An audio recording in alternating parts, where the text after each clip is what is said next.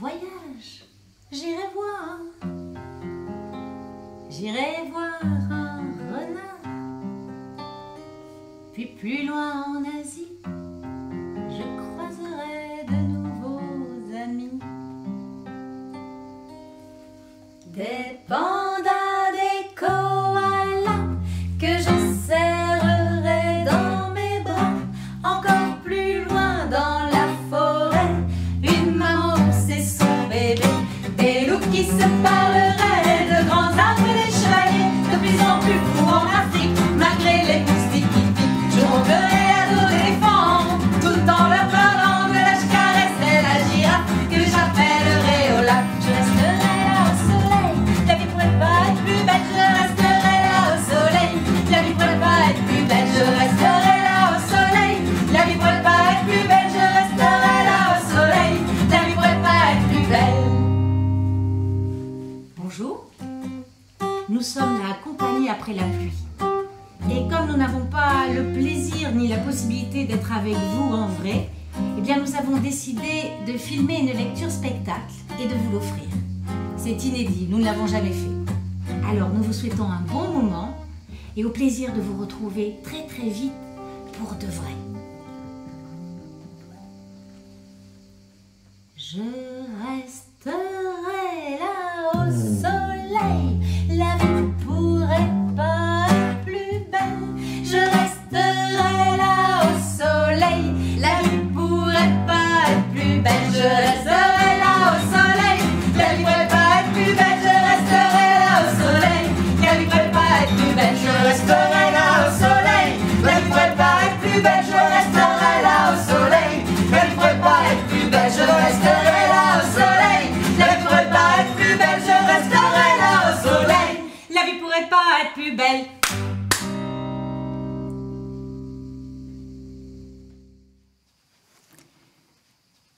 Il était une fois Cache-Lune.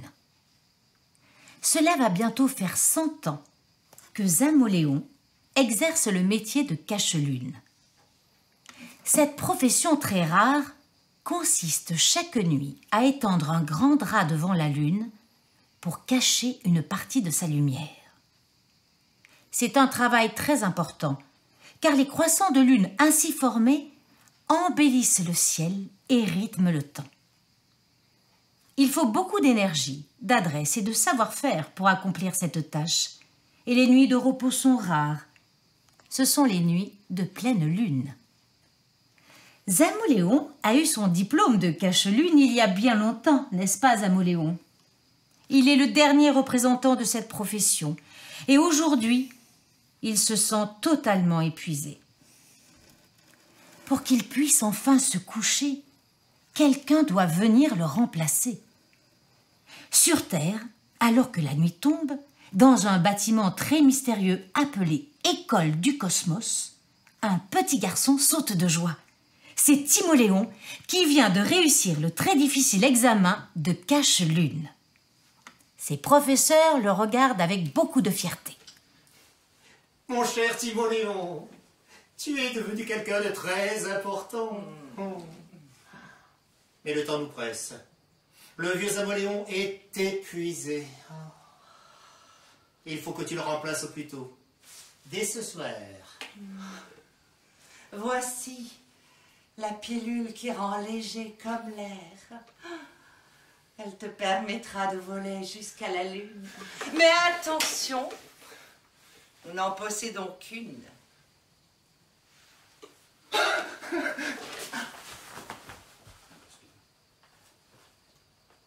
Timoléon met la pilule dans sa poche et quitte l'école du Cosmos en courant. Au bout de 2 kilomètres, il s'arrête net et lève les yeux au ciel. « À moi la lune !» hurle-t-il en plongeant la main dans la poche de son pantalon.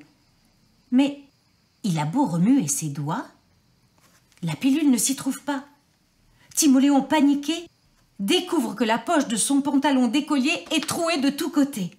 Malheur, la pilule qui rend léger comme l'air est à jamais perdue. Et nos croissants de lune, bientôt il n'y en aura plus. Timoléon, désespéré, rejoint la ville la plus proche. Il s'assoit sur une boîte aux lettres et regarde la lune en soupirant. Gonzague de la Gazette, le petit marchand de journaux, l'aperçoit et s'approche de lui pour connaître la cause de son tracas. Timoléon lui explique. Alors, petit gars, qu'est-ce qui se passe? J'ai un énorme problème. Je dois à tout prix aller sur la Lune et j'ai perdu la pilule qui rend léger comme l'air. Oh, voilà une histoire bien insolite. Pourquoi donc veux-tu aller sur la Lune? Je suis le nouveau cache-lune et je dois remplacer Zamoléon, mais je n'ai aucun moyen d'aller jusque là-haut. J'ai une idée. Viens avec moi, sur le toit de cette maison. Avec mes journaux, nous allons construire un immense avion de papier. Viens. Alors Timoléon grimpe dessus en hurlant. À moi la Lune! Aussitôt, Gonzague pousse l'avion du haut du toit et le regarde s'envoler. Mais rapidement, Timoléon et son coucou de papier piquent du nez et s'écrasent dans un bosquet. Gonzague et Timoléon sont assis sur le trottoir et regardent la Lune d'un air soucieux. Daphné, la marchande de jouets, les aperçoit et s'approche d'eux. Eh bien, les garçons, ça n'a pas l'air d'aller. Quelle est la cause de ce tracas? Si je ne parviens pas à rejoindre la Lune avant le lever du jour, le vieux Zamoléon ne sera pas remplacé. La Lune deviendra un astre toujours rond, toujours blanc. Elle ne prendra plus jamais la forme d'un croissant. J'ai une idée.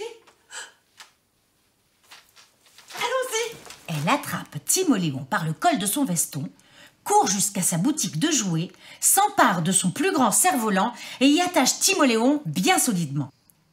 Puis elle sort, vérifie la direction du vent et lance Timoléon qui s'élève dans les airs en hurlant « À moi la Lune !»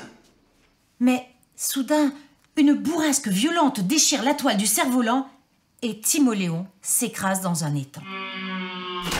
Daphné, Gonzague et Timoléon sont assis sur un banc public et regardent la Lune d'un air pathétique. Roland Pendule, l'horloger, les aperçoit et leur demande. Eh bien, les amis, ça n'a pas l'air d'aller. Et quelle est la raison de votre tracas? Si je ne parviens pas à rejoindre la Lune avant le lever du jour, le vieux Zamoléon ne sera pas remplacé. La Lune deviendra un astre toujours rond, toujours blanc. Elle ne prendra plus jamais la forme d'un croissant.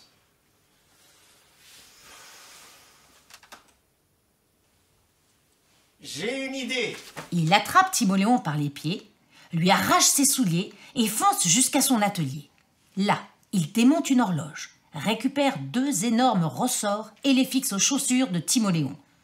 Celui-ci les enfile, regarde la Lune et se met à sauter sur place comme un forcené. Mais rapidement, Timoléon a des ampoules aux pieds. Au bout de 40 bonds, épuisé, il retombe sur le nez.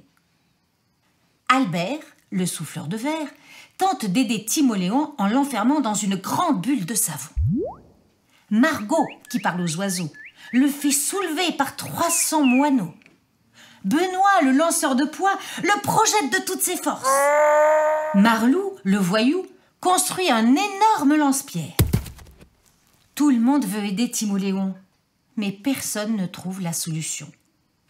Marlou, Benoît, Margot, Albert, Roland, Daphné, Gonzague, tout à coup, au milieu du silence, une petite voix fluette se fait entendre. Et si on faisait une échelle humaine? C'est la petite Chloé, que personne n'avait repérée. Aussitôt, la gaieté gagne l'assemblée et l'horloger monte sur les épaules du souffleur de verre, qui monte sur les épaules du petit marchand de journaux, et ainsi de suite. Jusqu'à ce que soit formée une immense échelle d'amitié. Timoléon s'appuie sur ses compagnons, devenus échelons, et rejoint la Lune sous leurs acclamations. Zamoléon prend aujourd'hui une retraite bien méritée, quelque part dans la Voie lactée. Et Timoléon, le nouveau cache-lune, prépare chaque nuit un magnifique croissant de lune pour la ville assoupie. Depuis, le sommeil des habitants est paisible et profond, car tous croient voir en s'endormant le sourire de Timoléon. Voyager sur la lune, attraper les étoiles, colorer la lune en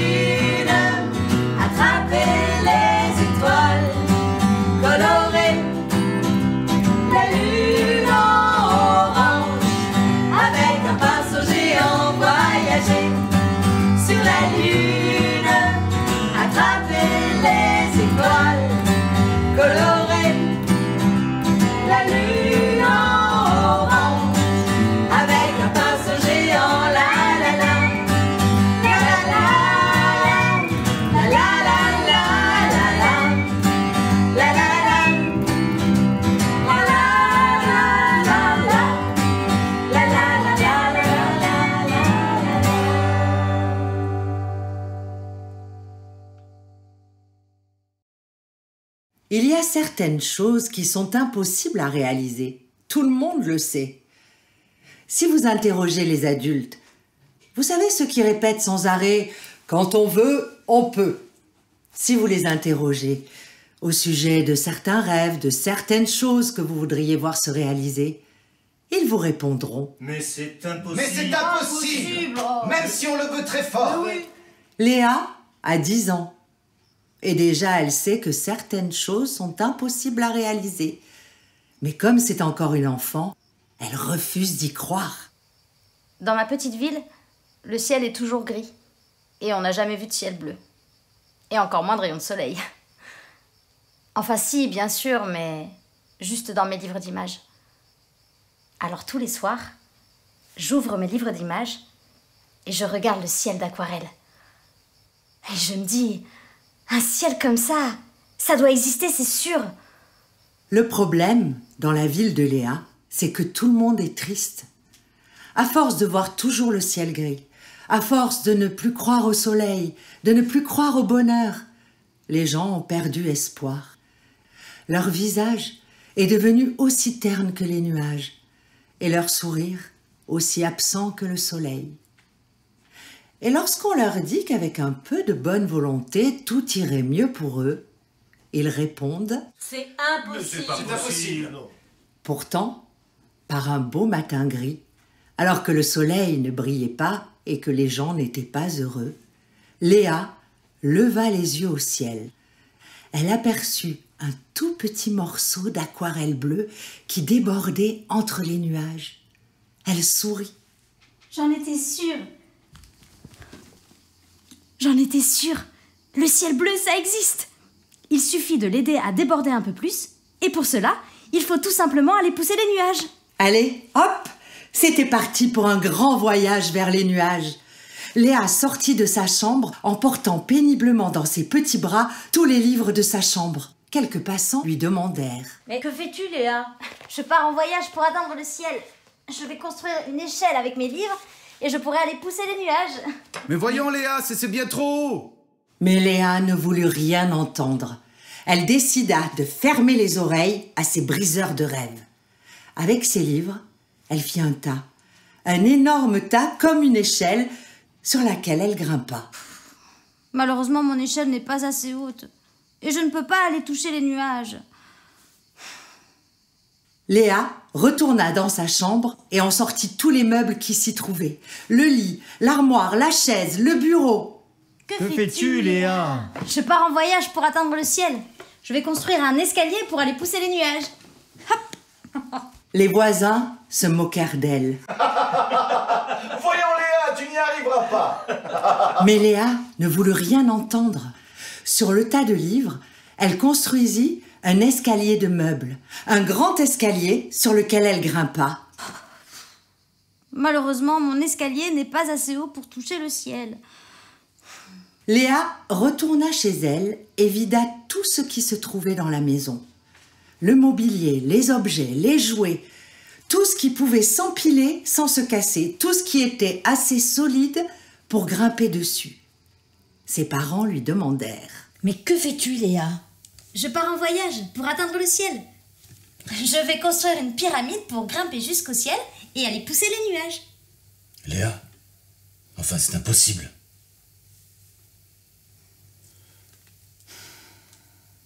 La fillette n'écouta pas et se mit à construire une gigantesque pyramide sur l'escalier de meubles, sur l'échelle de livres. Pendant que Léa grimpait, les gens sortaient des maisons pour la regarder faire.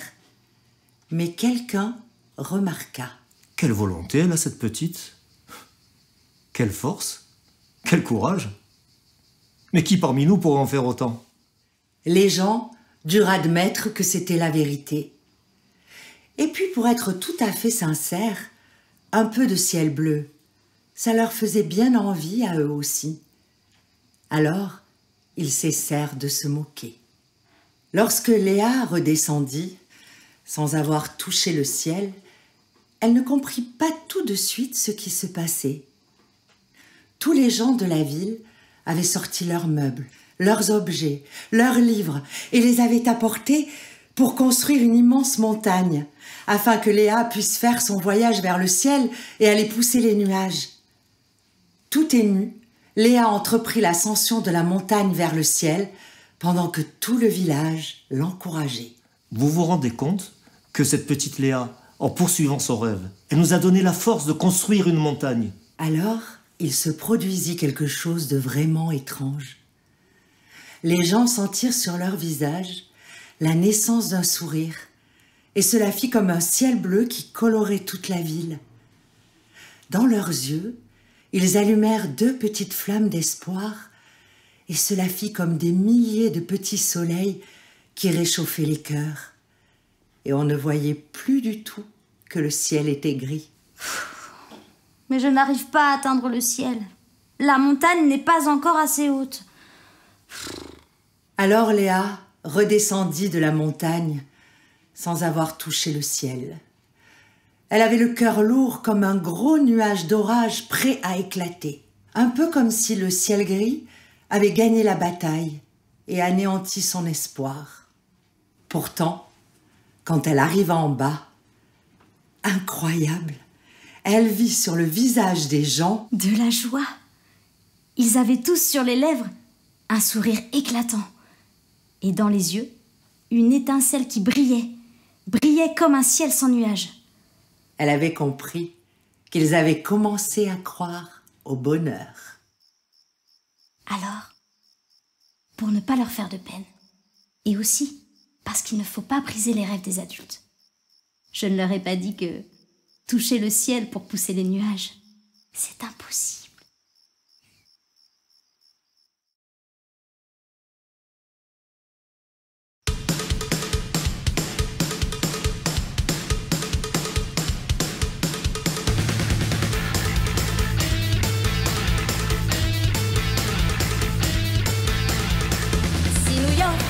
Était un animal, elle serait un cheval.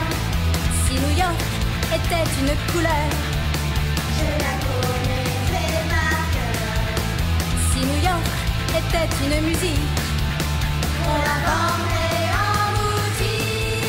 J'aimerais aller à New York, je ne sais pas pourquoi, j'ai cette idée-là. Ne me le demandez pas, c'est comme ça, c'est moi New York.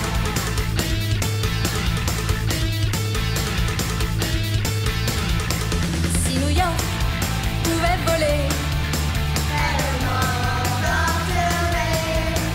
Si New York pouvait parler, je serais enchantée. Si New York pouvait chanter, alors moi je danserais.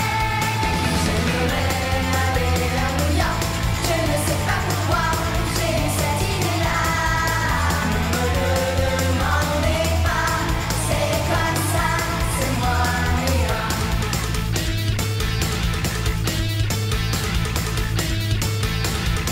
Mais New York est la réalité. Ce n'est pas un conte de fées. Et mon rêve est parfait. Et je l'aime comme il est. Et si un jour vous me cherchez, c'est à New York que vous me trouverez. J'aimerais aller à New York, je ne sais pas pourquoi, j'ai cette idée-là. Ne me le demandez pas, c'est comme ça, c'est moi New York. J'aimerais aller à New York, je ne sais pas pourquoi, j'ai cette idée-là. Ne me le demandez pas, c'est comme ça, c'est moi New York, c'est moi New York, c'est moi New York. Tout le monde a compris, c'est moi Léa.